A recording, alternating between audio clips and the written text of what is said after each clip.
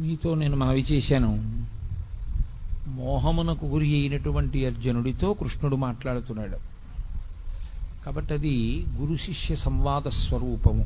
కాబట్టి ఉపనిషత్.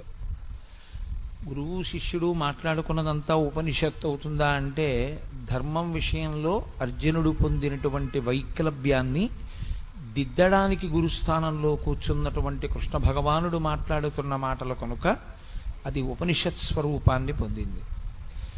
నిన్న మీతో మనవి చేశాను, అర్జునుడి యొక్క మోహానికి మూల కారణం ఏదుందో ఆ మూల కారణాన్ని నివారణ చెయ్యాలి.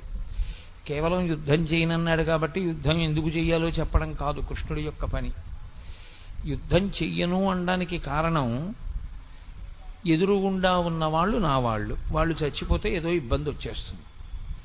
ఇప్పుడు నావారు అన్న మాటలో నావారు కానివారున్నారు అన్నది